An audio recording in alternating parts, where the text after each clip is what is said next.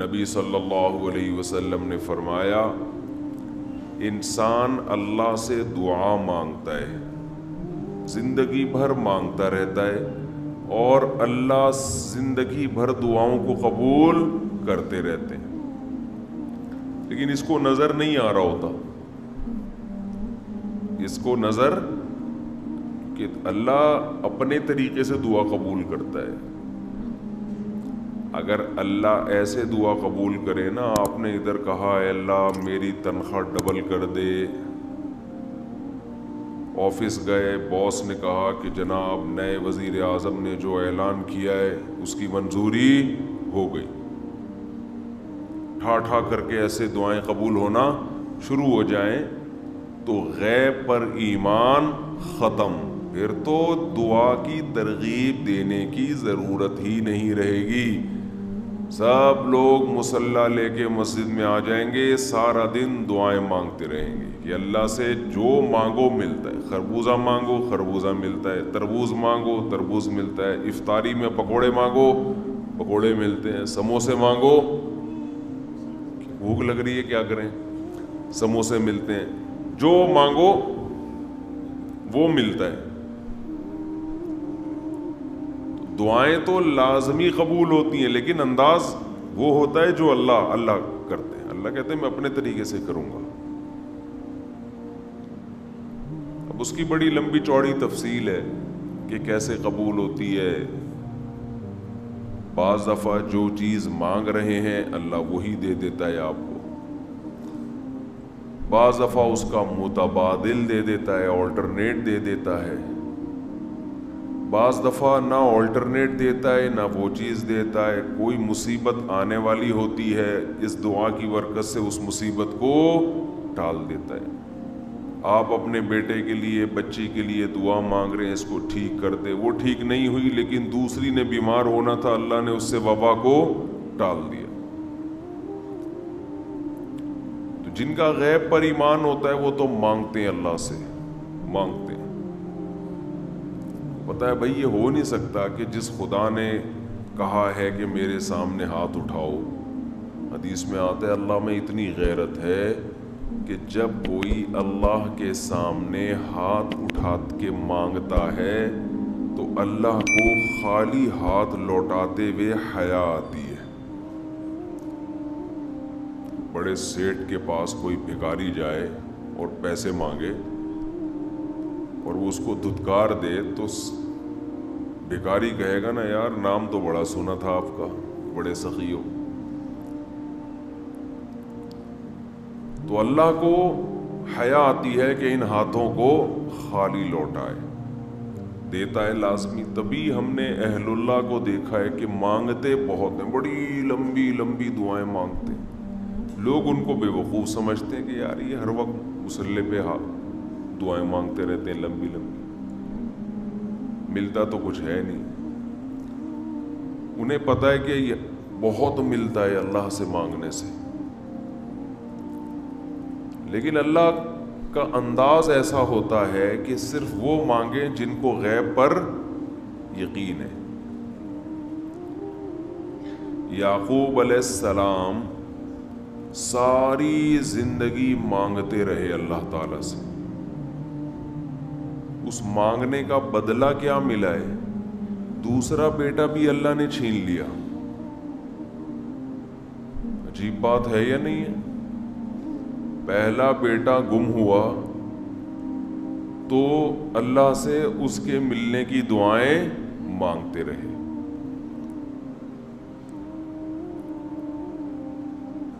دعا کیا قبول ہو رہی ہے؟ قحط پڑ گیا، کھانے پینے سے بھی گئے، اس سے بڑی مشکل، راشن لینے کے لیے بھیجا مصر اپنے بیٹوں کو، تو دوسرا بیٹا بھی بولو گیا، وہ بھی بادشاہ نے رکھ لیا۔ روتے روتے آنکھوں کی بینائی چلی گئی۔ آپ کی اولادیں آپ سے کیا کہنے لگی؟ تاللہ تفتأ تذکر یوسف، اللہ کی قسم آپ یوسف کو ابھی تک یاد رکھا ہوا ہے، حتی تکون حرضا او تکون من الہالکین، آپ کی جان نہ چلی جائے۔ تو زبان سے یہ نہیں کہا کہ میں اللہ سے مانگ مانگ کے تھک گیا ہوں لیکن اللہ دینے کے لیے تیار نہیں ہے، میرا تو دوسرا بیٹا بھی گیا۔ جب دوسرا بیٹا بھی گیا ہے نا، اس وقت یہ الفاظ کہے ہیں کہ آنکھوں کی بینائی چلی گئی، گھر والے کہنے لگے کیا آپ کو ابھی تک یاد ہے؟ کچھ چیزیں غیر اختیاری ہوتی ہیں، اپنے اختیار سے غم کو سوچنا یہ شریعت میں جائز نہیں ہے، لیکن کچھ چیزیں انسان کے اختیار میں نہیں ہوتی۔ وہ غم جو آپ کے اختیار میں نہیں ہے اس پہ آپ کو گناہ نہیں ملتا بلکہ صبر پہ ثواب ملتا ہے۔ شریعت میں حکم یہ ہے کہ غم کو بھول جاؤ، اس کو ایک ہی چیز کو لے کے مت بیٹھے رہو۔ لیکن حضرت یعقوب علیہ السلام کو اپنے بیٹے سے اتنی محبت ظاہر ہے اس بیٹے میں بہت ساری خصوصیات تھیں، وہ جانتے تھے کہ اللہ ان کو پیغمبر بنائے گا، کہ اتنے عرصے کے بعد بھی آپ کے دل سے غم نہیں نکلا، لیکن اس غم کو لے کر زندگی گزار دی، کسی کے سامنے اللہ کی شکایت نہیں کی کہ میرے ساتھ کیا ہو رہا ہے۔ اور دعا قبول کیسے ہو رہی ہے کہ دوسرا بیٹا بھی گیا، بیٹوں نے آ کے بتایا کہ آپ کے بیٹے نے چوری کی تھی جس کی وجہ سے بادشاہ نے اس کو رکھ لیا۔ قال بل سولت لکم انفسکم امرا، باپ نے کہا تم نے جیسے پہلے ایک کہانی گڑھی تھی دوبارہ سے ایک کہانی گڑھ لی ہے۔ حالانکہ اس دفعہ بیٹے سچ بول رہے تھے، چوری تو نہیں کی تھی لیکن الزام لگا تھا چوری کا۔ تو یعقوب علیہ السلام نے دوسرے بیٹے کے جانے پہ ایک لفظ ناشکری کا زبان سے نہیں نکالا، بلکہ کیا کہا؟ انما اشکو بثی وحزنی الی اللہ واعلم من اللہ ما لا تعلمون، میں اپنا غم تمہارے سامنے بیان نہیں کرتا، صرف اللہ کے سامنے بیان کرتا ہوں، اور اللہ کے بارے میں وہ کچھ جانتا ہوں جو تم نہیں جانتے۔ کیا مطلب؟ وہ مجھے تسلی دے رہے، اس میں خیر ہوگی، ہمارا کام ہے مانگنا، ہم بھکاری ہیں۔ یہ تو ملحد اور خدا کے منکر لوگ ہیں جو مسلمانوں کا مذاق اڑاتے ہیں کہ یہ دعائیں مانگتے ہیں اور ان کو ملتا کچھ نہیں ہے۔ او بھائی، ہمیں اس سے غرض ہی نہیں ہے کہ رب کیسے دے رہا ہے، ہمیں اس نے پابند بنا دیا مانگو، تو ہمیں اہل اللہ کو تو مزہ اس سے آتا ہے کہ اس نے ہمیں بول دیا مانگو، وہ نہ بھی دے، مانگنا ہی ہمارے لیے سب کچھ ہے۔ تو میں جو بات عرض کر رہا تھا وہ یہ تھی کہ یعقوب علیہ السلام مانگتے رہے، پھر دوسرا بیٹا بھی چھن گیا، کوئی لفظ مایوسی کا زبان سے نہیں نکالا۔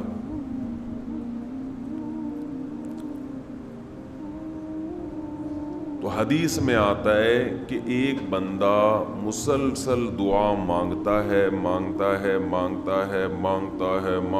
اور اللہ قبول کرتا ہی رہتا ہے، یہاں تک کہ یہ بندہ ایک دن زبان سے ایک لفظ نکالتا ہے، کیونکہ اس کو قبول ہوتے ہوئے نظر نہیں آ رہی ہوتی نا دعا، یہ زبان سے کیا لفظ نکالتا ہے کہ میں دعا مانگتا ہوں مگر اللہ قبول بولو نہیں کرتا. جیسے معاذ اللہ نقل کفر کہ یعقوب علیہ السلام اگر کہہ دیتے کہ اللہ کئی سال سے دعا مانگ رہا تھا بیٹا مل جائے مگر تو نے تو دوسرا بھی چھین لیا, لہذا ثابت یہ ہوا کہ میں مانگتا تو ہوں لیکن اوپر والا قبول بولو نہیں کرتا. اگر یہ لفظ زبان سے نکالتے جیسے کہ آج کل لوگ نکالتے ہیں زبان سے, تو حدیث میں آتا ہے یہ جو جملہ زبان سے نکالا ہے اس کے بعد سے اللہ قبول کرنا چھوڑ دیتے ہیں. اس سے پہلے ہو رہی تھی. آپ نے یہ لفظ کہہ دیا اس کو ہلکا سمجھ کے,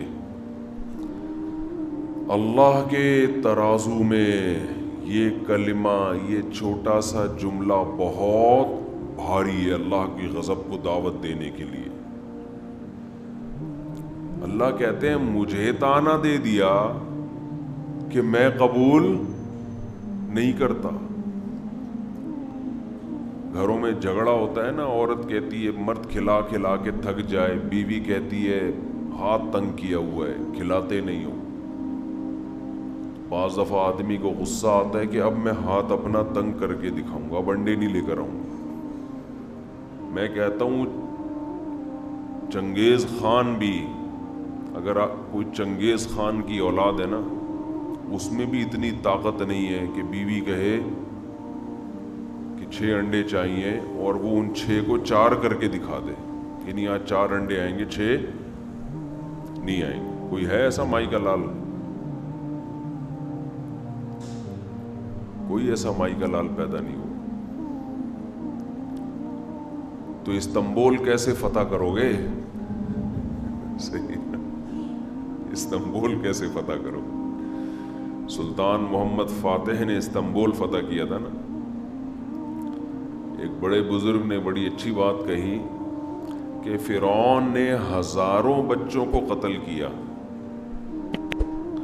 اور بنی اسرائیل کے نا, لیکن موسیٰ علیہ السلام جب صندوق سے نکلے فرعون نے ارادہ کیا اس کو بھی قتل کروں. فرعون کی بیوی نے کہا لا تقتلوہ, اسے قتل مت کرو. فرعون نے کہا اچھا. فرعون نے کیا کہا؟ ٹھیک, it is okay, no problem. سمجھتے ہو؟ تو یہ ہمارے لیے بڑی تسلی کی بات ہے, یہ ہمارے لیے بڑی تسلی کی بات ہے کہ جب فرعون جیسا آدمی گھر میں فرعون نہیں تھا تو ہم اور آپ کس کھیت کی مولی ہیں یار. چلتے رہو جیسے زندگی گزار رہے ہو, جتنے انڈے کہے ہیں اتنے لے آیا.